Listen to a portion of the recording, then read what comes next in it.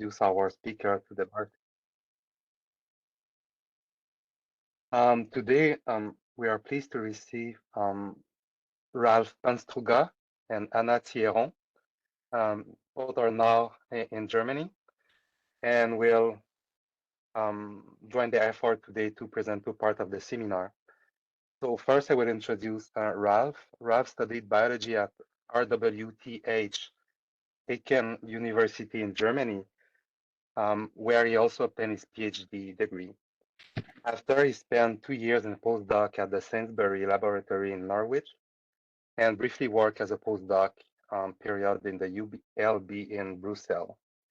Following 3 years break in academia science, he continued as a postdoc at the Max Planck Institute for plant breeding research in Cologne, Germany, where he then became he became a research group leader and then an International Max Planck research group leader. In 2011, he accepted a position as a professor in plant molecular cell biology at RWTH Aachen University. Today, with Ralph, we welcome Hannah Thieron. Hannah studied biology at the RWTH University in Germany. During our master's study, she performed a research internship in the lab of Pietro Stanu in Imperial College London. For a final project, after a final project, she moved to Sainsbury Laboratory in Norwich. After 1.5 years break working in industry, she started a PhD in the group of Ralph Panstruga, which she completed in 2022 and continued working as a postdoc in Ralph Lab. So today the title of the presentation is Cross-Kingdom RNA Communication in the Barley-Powdery mildew interaction. Ralph will present the first part of the talk today for a site-specific accumulation of mRNA, followed by Hannah, who will talk about extracellular vesicles during infection. So thank you, Ralph. You can start. Thank you, Sebastian, for the very nice introduction. And as you, first of all, we are very pleased to be here with you. And as you heard from the announcement, it will be a split talk with two halves, but it's two halves of the same coin. And I will start off the first part, which is called or entitled Site-Specific Accumulation of Small RNAs. So let's share my screen with you. So I hope this is now in place. Could you please confirm, Sebastian? That's fine? Yes. Yes. Yeah, okay. That is good. So I will start off with the first part, but before I do so, I would like to briefly familiarize you with the place we are currently at, and it's Aachen University. The city is also known as Aquisgrana, or in French for you, Sebastian, Aix-la-Chapelle. It's placed here in the very western part of Germany, very close to the border of Netherlands and Belgium. And it's the city where Charlemagne, or Charles the Great, an emperor of the medieval times, used to have his capital. And that's also the place where he founded this church here, the Aachen Cathedral, which is one of the hallmarks of the city of Aachen. But Aachen is also known for its horse riding championships, very famous ones, which are the kind of what Wimbledon is for tennis, is the CHIO in Aachen in horse riding. We are currently here at the biology campus, and we at this place have 5 PIs working in the plant sciences at present. Besides me, it's Marco Trujillo, Uwe Konrad, Joost van Dongen, and Ulrich Schaffrath, and we have currently a vacancy for further professorship in molecular botany.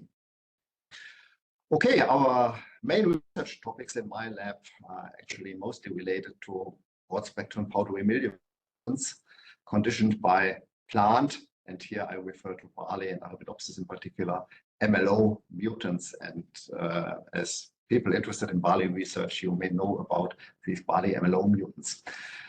Our interest also focuses on the pleiotropic phenotypes associated with these plant MNO mutants. So you may know they have negative side effects, and we would like to understand where they come from and how we hopefully can get rid of them.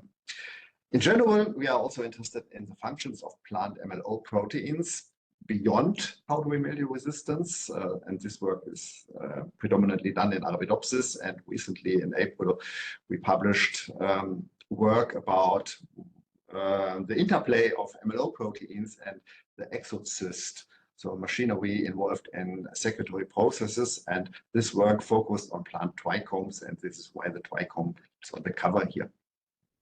We are also interested in the evolutionary history of plant MLO proteins. We do that in green algae.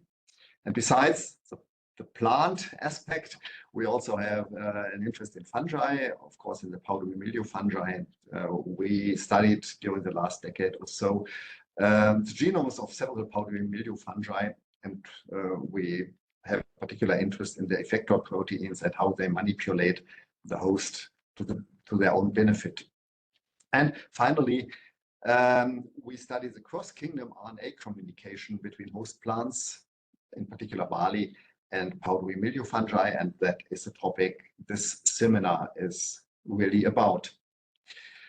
So before I start to explain this cross-kingdom communication, I would like to briefly introduce our pathosystem. We work with the powdery mildew fungus of barley, Plumeria graminis, the powdery mildew pathogen of barley. And as barley people, you are probably familiar with the symptoms of the disease. It's characterized by these white pustules that you can see on the leaf surface.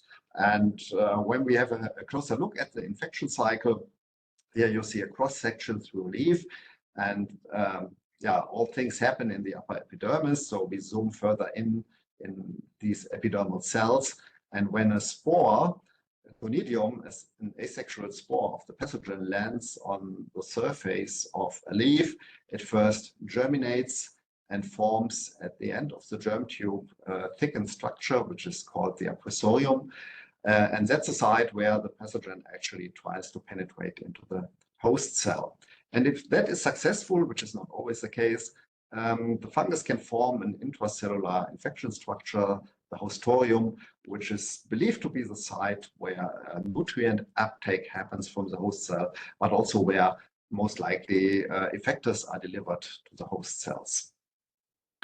After the establishment of the hostorium, hyphae can grow on the leaf surface, and after a few days, these conidiophores arise, which give rise to the next asexual generation by the formation of these asexual conidiospores. I would like to emphasize here that there is no fungal growth inside the leaf. Everything takes place in the upper epidermis, and the hostorium is really a key site here for the establishment of the interaction. Initial evidence for this cross-kingdom interaction and cross-kingdom transfer of RNA molecules between the plant cell and the fungal cell dates back more than, actually nearly 15 years now. Oops, wrong direction. Nearly 15 years now, and there was a groundbreaking publication by the lab of Patrick Schweitzer in the year 2010. And in this publication, it was demonstrated that when certain DNA constructs meant to silence genes are expressed in the plant cell, they can give rise to gene silencing in the fungus. And this phenomenon was termed Higgs for host-induced gene silencing, because this gene silencing in the pathogen is induced in the host plant. And it suggests that really small RNAs, which are the mediators of gene silencing, must be shuttled from the plant cell towards the fungal cell. Thereafter, more recently, there were two bioinformatics studies from our lab and from another lab in the US, from Roger Weiss's lab, which showed by bioinformatic analysis that we can find small RNAs which likely have targets which derive either from the plant cell or the pathogen cell, and which have targets in the other organism. And this, of course, raises then the question, how can this potential RNA transfer between the plant cell and the fungal cell happen. And here I refer again to the haustorium, which really is at the heart of the interaction between barley and its powdery mildew pathogen. And we think that if an RNA exchange happens between the plant cell and the fungus, most likely the haustorium is involved in this exchange. And this notion is supported by earlier electron microscopic work when haustoria were analyzed at the ultrastructural level in the 1960s, 70s, 80s. In some of these works, really structures were found, as shown here on the right-hand side, but also here on the left-hand side, which resemble vesicle-like structures and which may represent vesicles that are either shuttled from the pathogen to the host cell or vice versa. So all this then provided the starting point for our project. And more recently, capitalizing on these earlier findings, we performed a large-scale sequencing experiment where we aimed at the identification of small RNAs, so-called sRNAs, at various sites of the interaction between the powdery mildew pathogen and the host plant barley. And we dissected actually the leaf into 6 different sites, which we studied in this analysis. First, we removed epiphytic mycelium by cellulose acetate peeling. So we would have a look at these extracellular fungal structures. Then we also removed the infected epidermis from the leaves. And this infected epidermis also, of course, harbors the haustoria.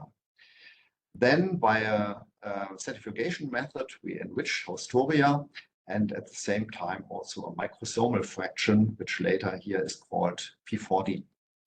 And then we also had a look at extracellular vesicles derived from apoplastic washing fluid. So we extract the content here of this apoplastic space and enrich for extracellular vesicles. Hannah will tell you more about this in her presentation. And we had 2 samples, one from non-infected leaves and one from infected leaves. So in total 6 samples.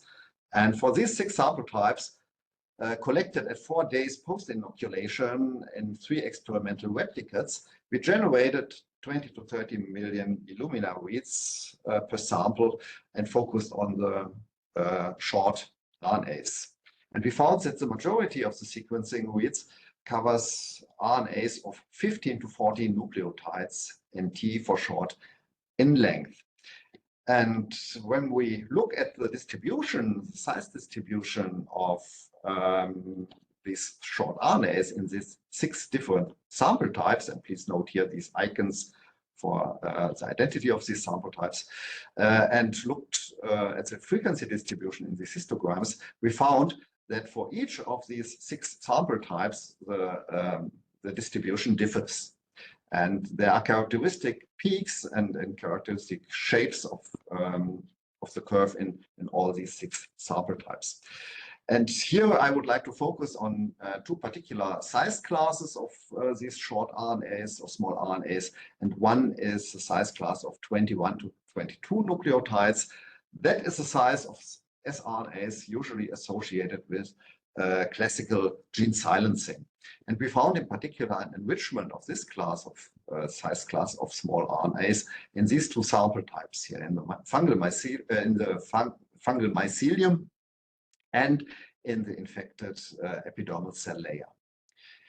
We also had a look at another peak we found it's very striking and characteristic in our samples, and this is the size class of 31 to 33 nucleotides, and you can see them highlighted here. And we found small RNAs of this size, in particular in the infected epidermis and in extracellular vesicle samples, both in the non-infected EV sample and in the EVs sampled from infected epidermis. We then wanted to find out, where do these small RNAs derive from? Are they from the fungus or are they from the host plant? So we mapped them to the respective genomes and found, and this is highlighted here in a very similar histogram with the very same samples in the very same order, that the majority of the 21 and 22 nucleotide reads in the mycelium and infected epidermis samples derive from the fungus, shown here in blue. So these are these two peaks, and you can see highlighted in blue that the majority of the reads derives from the fungus. By contrast, the majority of these larger sized small RNAs, these 31 to 33 sRNAs, derive from the host plant, as indicated here with the green color in these three samples. But notably, we found that barley sRNAs occur in part in fungal samples, namely in the mycelium and also in the Haustorium sample. You can see here blue and green in both these samples, but also barley sRNAs powdery mildew sRNAs in part in the plant samples. And this is in particular true here for the EV sample from the collected from the infected leaves. And this is already an indication that quite likely we have an exchange of RNA molecules between the host and the pathogen. I would like now first, I go one slide back, to focus on these larger sized small RNAs, so the 31 to 33 nucleotide sRNAs. So what are they? We found by analyzing these 31 to 33 nucleotide sRNAs that the most part of them, more than 90%, represent, surprisingly, tRNA or rRNA fragments, so transfer RNA or ribosomal RNA fragments. And these fragments are not, to the most part, not random fragments, but very specific fragments, as you will see in a second. In fact, more than 80% of these reads in the epidermal sample and the EP plus sample correspond to a very specific short fragment of the barley 5.8S ribosomal RNA. And this is highlighted here. So all what you see here highlighted in this light green color in these two samples is a fragment of this particular ribosomal RNA. And the same is true here for the powdery mildew samples, which you can see highlighted here in light blue. This is the powdery mildew 5.8S rRNA, so the very same ribosomal RNA and very similar fragment thereof. And in fact, more than 90% of these reads that we can find from the 5.S ribosomal RNA map to this particular fragment that you will see in a second. And then we see here a large chunk highlighted here in this purple color. And these are more than 60% of the reads in the mycelium sample that derive, in fact, from powdery mildew RNAs. And on the next slide, I would like to first focus on these ribosomal RNA fragments. Just a short recap. So the eukaryotic ATS ribosome is composed of a large subunit and a small subunit, and both have quite a number of proteins, but also several ribosomal RNA molecules. And the 5.8S rRNA molecule is this small thing you see here in light blue. And when we have a closer look at it, it gives rise to this secondary structure here. And the thing highlighted here in orange, is exactly the fragment, a very specific fragment we found in very high abundance in our sequencing samples, as shown on the previous slide in the histogram. A similar situation is true for the tRNAs we found from the powdery mildew pathogen, in particular in the Haustorium samples. From all the possible tRNAs, only a limited set was represented, shown here in this histogram, and 3 of them really stood out. And these 3 are shown here. It's the tRNAs for glutamine, 2 of them, and for glutamic acid. And again, we had very specific fragments, shown here in orange, that made up the vast majority of the fragments we discovered in our sample.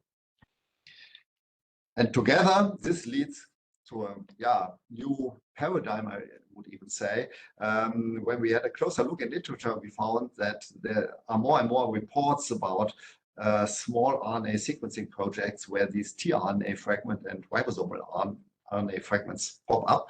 And we think that they might also be exchanged between the plant cell and the microbial cell. And if you would like to know more about it, then have a look at our recent review article published in New Phytologist. We also had a look, besides these larger small RNAs, at the canonical ones, the 21, 22 nucleotide-sized sRNAs, and they are usually involved in conventional gene silencing, and they derive usually from microRNA genes, which then first give rise to a transcript that forms a secondary loop structure here, a hairpin loop structure, and then via different processing steps give rise to the final short RNA that is loaded into the RISC complex for gene silencing. And when we had a look in our sequencing samples, we identified reads that fulfill most of the criteria for such a microRNA, except that we could not find the progenitor strand of the opposite strand of the final microRNA. But and these RNAs that we found then are called the microRNA-like RNAs, milRNAs, to recognize the fact that they are not perfect microRNAs, but they are microRNA-like RNAs. And of this class, we identified roughly 2,500 from the pathogen and roughly 30,000 from the host plant. And again, it turned out, when we had a look at these various samples, that the milRNA profiles in these samples differ, and that we can really assign particular specific profiles to the individual sample types, both for the host plant, but also for the pathogen. So what I've shown you in the last 15 minutes or so is that we have sequenced small RNAs collected from various sites of the barley-powdery mildew interaction, 6 sites we analyzed, and that at these 6 sites we found in particular a surprisingly high abundance of reads of this length of 31 to 33 nucleotides, which represent very specific fragments of ribosomal RNAs and of transfer RNAs, of tRNAs. And in addition, we detected numerous canonical 21, 22 nucleotide microRNA-like sRNAs, so-called milRNAs, that also occur in a site-specific manner. And altogether, the data support the idea of cross-kingdom RNA transfer between barley and its powdery mildew pathogen Plumeria hordeae. And we believe that in this transfer also extracellular vesicles are involved, and Hannah will tell you in a second more about it. At the end, I would like to acknowledge the people who were involved. First of all, Hannah, who will give the second part of our presentation, but also Stefan Kusch and Mansi Singh. And the whole project was a collaboration also with Pietro Spano at Imperial College London, and funding is from the DFG, the Deutsche Forschungsgemeinschaft. Thank you very much for your attention. Thank you. Okay, I guess I go on with my presentations right away, or do we have questions now? Go right away, and then we will just take the question for the 2 talk at the end. Okay. I think that is a really good idea, because the both presentations belong to each other. Yes. Okay, excellent. Thank you. All right, so I will give the second half of the presentation now. And this is about the extracellular vesicle aspect of the whole project. So Ralph has told you what we know about the cross-kingdom RNA communication in detail, but he has not told you what we know about the exchange or about the extracellular vesicles and what role they might play in the interaction. So this is what I'm going to tell you now. So first of all, what are extracellular vesicles?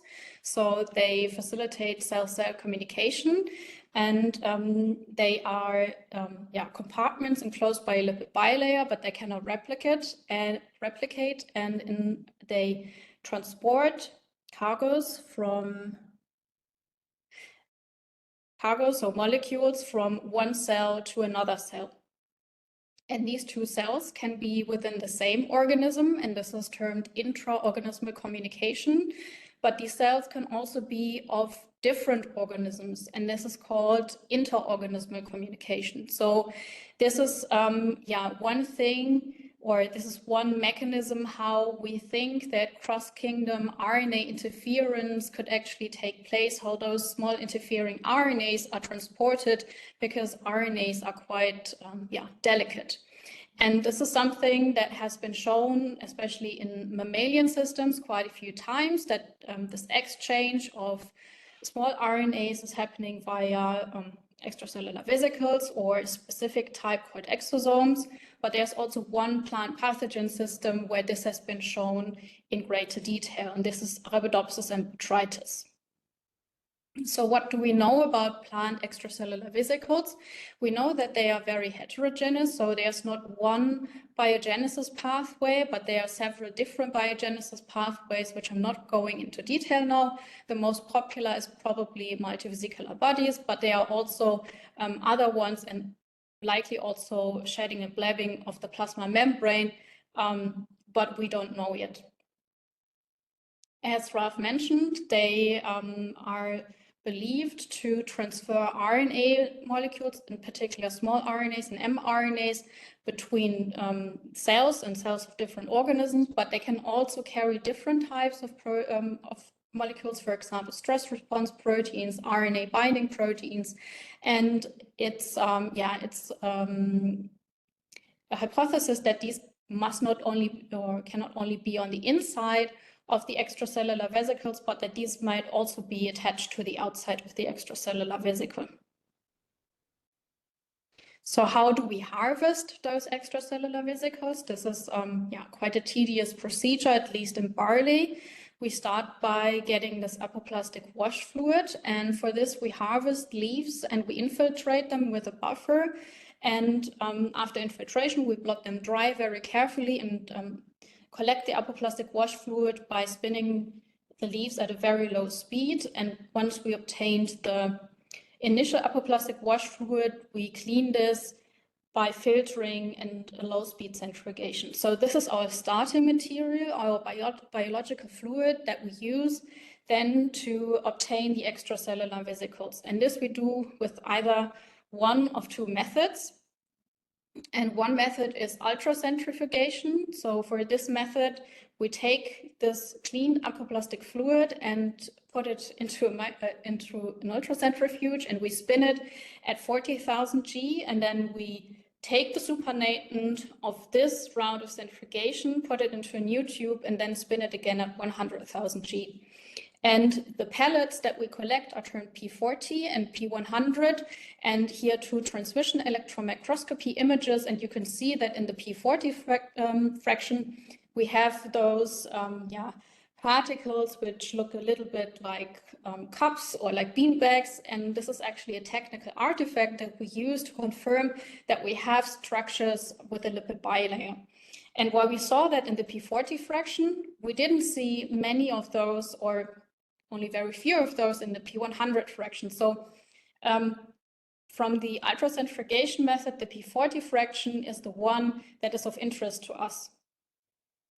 Alternatively, we use polymer-mediated enrichment, and here we take the clean apoplastic wash fluid and we add a polymer, and to this polymer we add calcium, and this induces the formation of a hydrogel. In these pockets of the hydrogel, the extracellular vesicles can be caught, and then this can be spun down at a relatively low speed, and after taking off the supernatant, you can release this hydrogel by adding EDTA, and EDTA is binding the calcium ions and then is releasing the extracellular vesicles into particles. Optionally, we use size exclusion chromatography to purify our extracellular vesicles. So most of the studies I will show you today have been performed on crude extracellular vesicles, but usually when you do especially shotgun analysis, you will use size exclusion chromatography to separate extracellular vesicles from other soluble proteins. When we compare the particles and that we get from ultracentrifugation and polymer-mediated enrichment, so from the P40 fraction and from PME, we can see that in both, with both methods, protocols, we obtain structures that are very similar. And when we look at the size distribution profile, which we obtain by nanoparticle tracking analysis, we can see that, especially after infection, these are quite similar. So we have a main peak, which is around 100 to 300 nanometer, and then we have of lower abundance other vesicle sizes, and this is called a polydisperse distribution. So we conclude that we obtain with the two different methods, similar extracellular vesicles. When we isolate these vesicles after different time points after inoculation of barley with the fungus, we can see that this size profile is relatively stable, but this main peak between 100 and 300 nanometers becomes more and more pronounced. And when you have a look at the y-axis here, which are differing for this figure, you can see that actually the concentration of this population of vesicles increases throughout the course of infection. And this becomes more clear when we look at the concentrations and the size is split in 100 nanometer bins. And when you have a look here, here's the y-axis is split, that for the 100 to 300 nanometer sized particles, we have a massive increase at the later stages of infection. What we can also observe that larger vesicles, also at later stages of infection, are increasing, but not to an extent as the smaller vesicles. So we think that this might be an indication that we are actually dealing with different vesicle populations here. Something else that we did was mass spectrometry approach, and in total we identified 70 proteins which were present in all biological replicate, which is not an awful lot, to be honest, but nevertheless we could see that 27 of those were more abundant after inoculation, and that 16 of those were stress related, and of those 16 we could see that 13 were PR proteins. And this is really interesting because also in other systems, it has been shown that extracellular vesicles are associated with stress response proteins. So we could very nicely confirm that this is also the case for barley inoculated with Plumeria. One protein we did not find was RWTH. And RWTH is interesting to us because it is the ortholog, the barley ortholog of an Arabidopsis extracellular vesicle marker. So even though it was not present in the mass spectrometry analysis, probably or likely because it's a transmembrane protein, we started to look into whether RWTH might also be a barley EV marker candidate.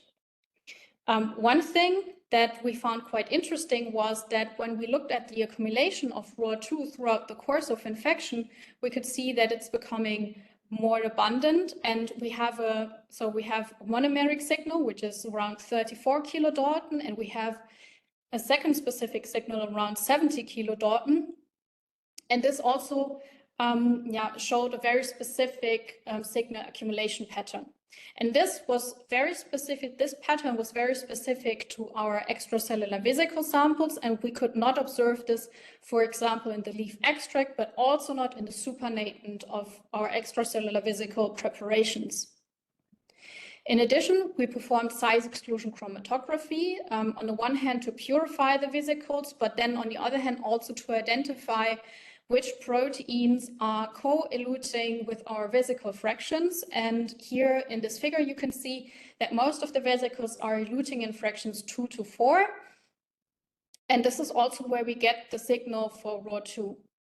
To complement these findings and to see if RWTH is protected by the extracellular vesicle, we performed a protease protection assay, and the idea of the protease protection assay is that if a protein or the epitope for an antibody is present on the inside of the vesicle, it is protected by the lipid bilayer from a protease. So when you only add the protease, we shouldn't have degradation of the protein of interest, only when we additionally add a detergent. Further, when we only add the detergent, we should also not detect degradation or cleavage of the protein because no protease is present. And if you have a look at the different samples and the RO2 signals here, you can see that the signal is weaker in the sample where we have both the protease trypsin and the detergent Triton X100. So all of this together makes us think that RO2 qualifies as a marker candidate. And with this, I'm already at the end of my presentation and what we know about barley extracellular vesicles. So together also with the results that Ralph presented in terms of association with small RNAs, I think we can say that barley extracellular vesicles likely play a role in the interaction with glomerular. And this is because they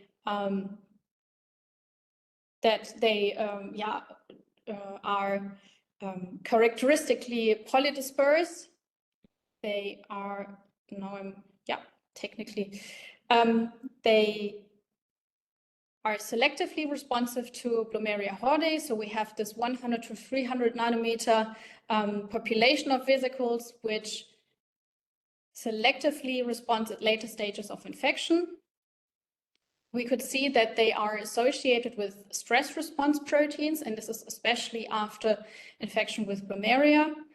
And we could identify a marker protein, and this marker protein also shows a nice reaction, a nice pattern when we inoculate the barley leaves. Yeah, with this, I would like to thank the lab, of course, Ralph, but also my colleague Sophie, who did some nice illustrations.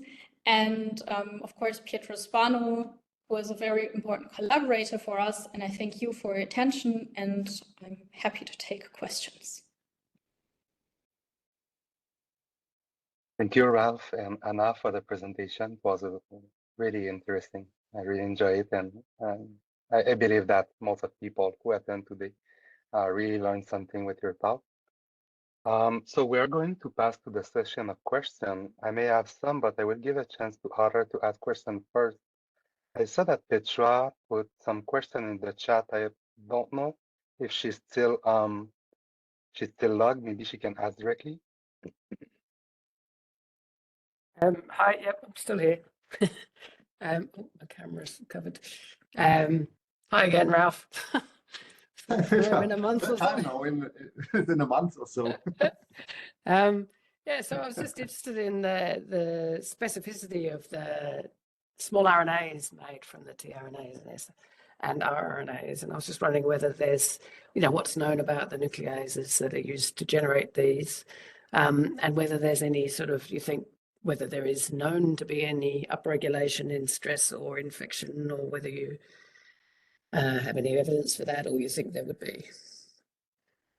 Yeah, first of all, regarding the generation of the fragments, being it tRNA or RNA fragment, is not so much known in plants. So there are some nucleases that are candidate nucleases for that, but the funny thing is that there appear to be different nucleases to be identified in different plant species. So there's not a unifying theme yet that one could say, okay, this nuclease mediates this cleavage. And then whether this is stress induced, we currently have set up another based on the findings that I presented to you, another experiment, a time course experiment, where we have now 3 time points included, so that we can better see whether there is a time-dependent increase, so stress-induced increase of these fragments in the course of infection.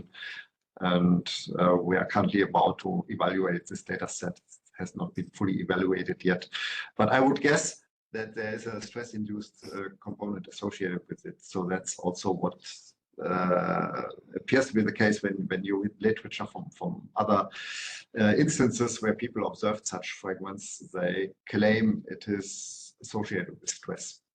And it might be that they play a role in gene silencing or in the regulation of translation. So for the ribosomal and tRNA fragments, you could easily imagine that they interfere with the opponent's protein biosynthesis machinery by blocking it or spamming the cell with it and thereby clogging the RNA machinery in the opponent's cell. So that is ideas that we have in that direction, but yeah, we need more experimental data for sure. Can I ask a little follow-on question?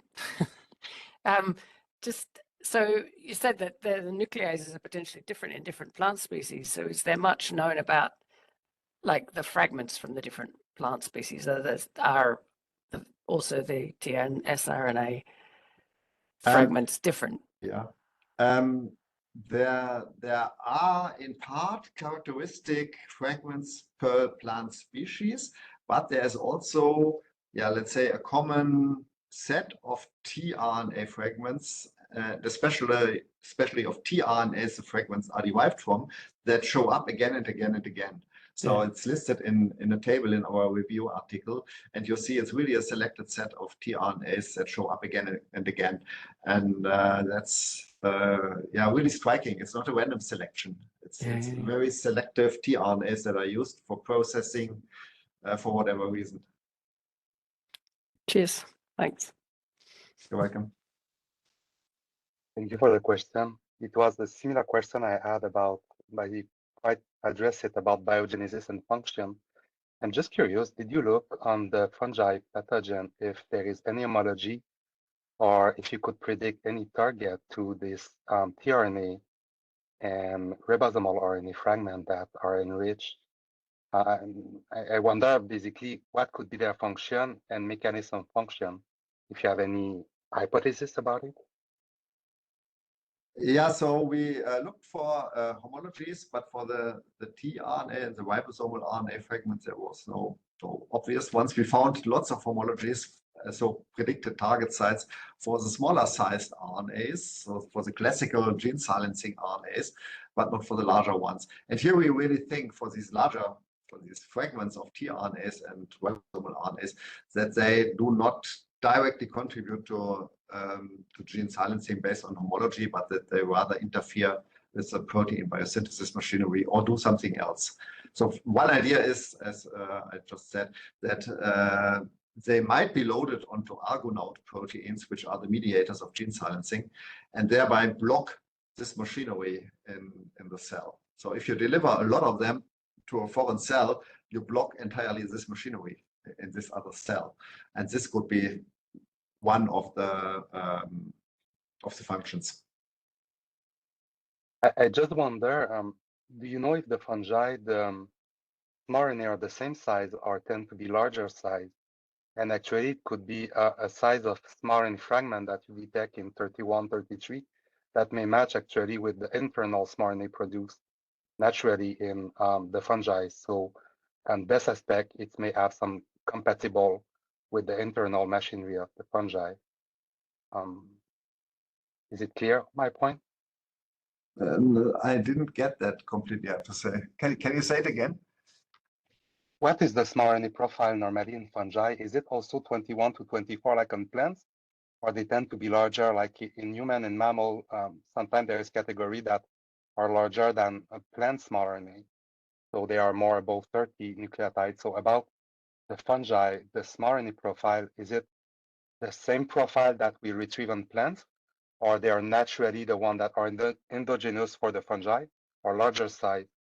So in that aspect, the longer fragment you detect from plants may actually fit in terms of the natural profile of the fungi. Yeah, these longer ones, these ribosomal RNA fragments, we find from both from the fungus and from the plant. So they both generate them, very similar ones actually. And regarding the overall small RNA profile from fungi in general, I have to admit, I don't know by heart.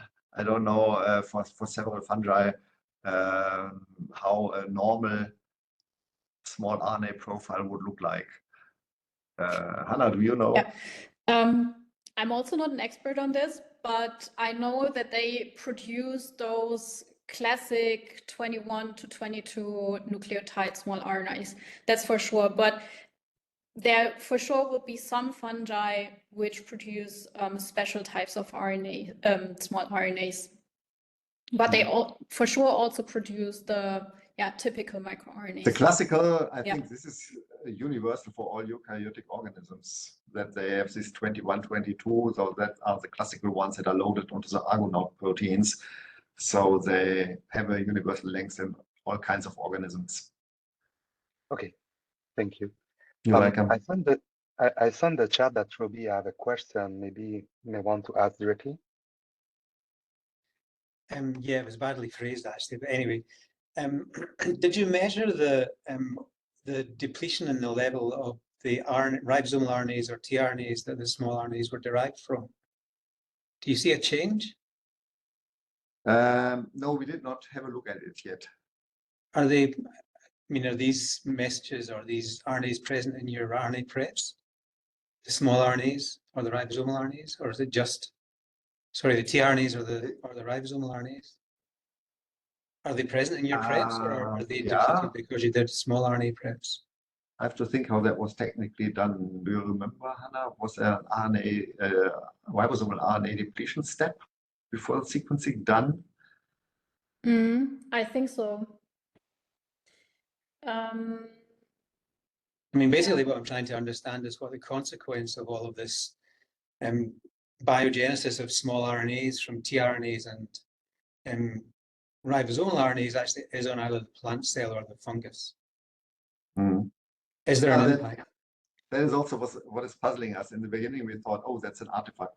But then we saw, oh, it's very specific. And we always see the same fragments again. And then we had a look at literature, and then we found, oops, other people found it as well in the animal systems, in fungi, in plants before.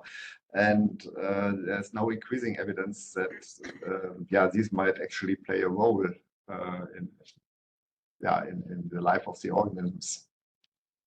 Okay, but there's no massive effect on either translation or whatever. There's one study that claims there is an effect on translation by a specific fragment of the tRNA. And that is what we actually would like to test now. So you have seen that we have funding right now for this project, and we hopefully enter soon the next funding phase, the next funding period. And one of the experiments planned for the second funding period is really to study the effect of these tRNA fragments on an in vitro translation system to find out whether it has whether it interferes with translation or not. Thank you. Great talks, by the way. Very interesting. Well done, both of you. Thank you. Anyone else have questions? Actually, I do. Yes. Okay. So, hi, Ralph. It's good to see you. And actually, hi David. Long time no see. Yeah, long time no see indeed. My question is for Anna. And it's about this selective enrichment that you have observed on this EV structure. So I wondered whether you have tested also a resistant genotype, or are you planning to test a resistant genotype to see whether indeed this is a hallmark of, let's say, the susceptibility or infection, or basically is a runaway as soon as the fungus touches land in barley plants, this will be the response through time. Yeah, thank you for that question. I started looking into this, but I mean, maybe you got it from the workflow. This process is quite tedious, and to produce a time course, we need a lot of hands on board, and actually like 2 people working on those samples. So I didn't have a look at, for example, MLO mutants yet, but I agree it would be very interesting. But we would need a time course experiment first of all to identify interesting time points, and then to see if the dynamics are matching or similar or different to a wild type interaction. And of course, this is very time consuming, and I don't have the resources, unfortunately, at the moment to do these kind of experiments. Thank you, and thank you both for your talk. Very, very clear and very useful. Thank Bye-bye. you. I see there is Dimitar who raised his hand. Thank you to Ralph. Technical reasons, so I'm sorry if you talked about this already. But some years. Oh, your voice is disappearing, fading away. I think there are problems with your microphone. We can't hear you. At least I can't hear you.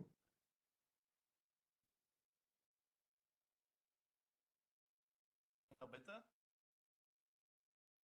Very low. Okay, maybe I will write my question. So. Now it's better. Really? No, now you're gone again. I think you have to write. I will write my question. Yeah, okay.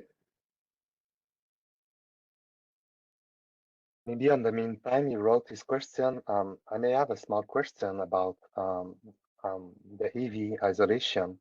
How can you manage and prevent RNA degradation? And do you have an idea if the RNA is inside the vesicule or outside the vesicule by polarity to stay attached to the vesicule?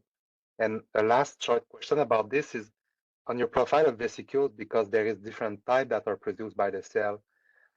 Will it isolate all type of vesicule, or it will be one type that will be predominant in your isolate?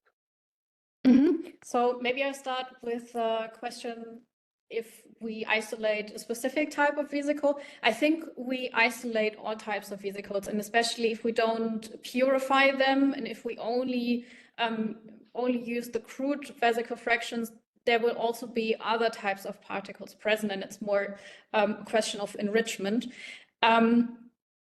The question regarding the RNA, I have to say this is really an ongoing debate. There are some people that say all of the important RNA will be inside of the vesicle, and there are some people who say it's actually more the RNA which is outside attached or even really naked in the apoplast, which is functionally or biologically more important. I can't tell you at the moment for the barley-plumeria interaction, but of course, this is something we're also addressing at the moment. And we designed a data set, Ralph already mentioned it, where we try to dissect different types of extracellular RNA. So we are looking at apoplastic wash fluid and then in comparison, purified extracellular vesicles to see what types of RNA do we have in which compartment, in which fraction, and also where do these tRNA and rRNA fragments actually end up? Because the study that Ralph has presented was performed on crude extracellular vesicles. So we don't know for sure if these are inside of the vesicles or loosely attached on the outside. So this is also what we're addressing at the moment. Thank you. Very informative. And how about RNA degradation? Is it a big sorry. big deal? Yeah, so there might be some form of RNA degradation. I am sure that the protocol is not perfect. It's I wouldn't say it's makeshift, but it's the best we can do at the moment. If we do isolate RNA from our EV preparations, we use beta-mercaptan ethanol in our infiltration buffer. Yeah, so to destabilize RNases. I think that's the best we can do at the moment. We tried also DTT and without and compared this. And with beta-mercaptan ethanol, we had the best experience with regards of RNA degradation, but we can't prevent this 100%. There are so many steps in the protocol. We try to keep everything on ice, etc. But yeah, also with intracellular contamination, you won't be able to exclude it 100%. It's, yeah, I think this is the best we can do at the moment. Sounds quite challenging.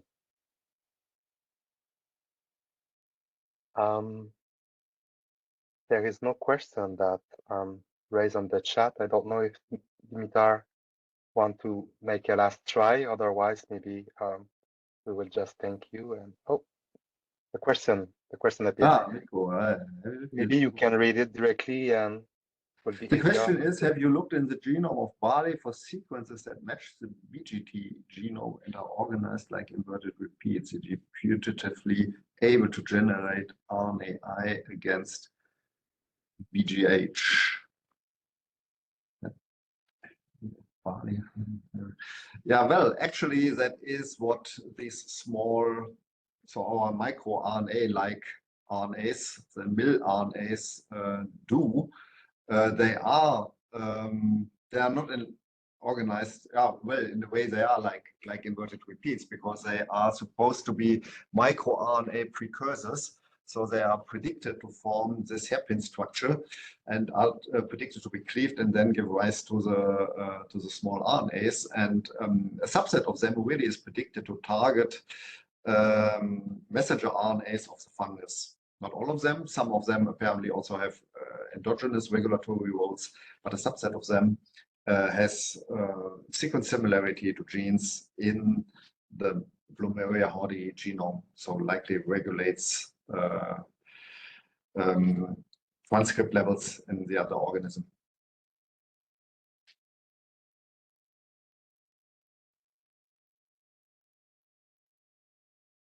Okay, if there is no other hand raised or question in the chat, I think I will just thank you for your talk today. It was really appreciated to have you to be part of this seminar series, and it was a very nice presentation and interesting result.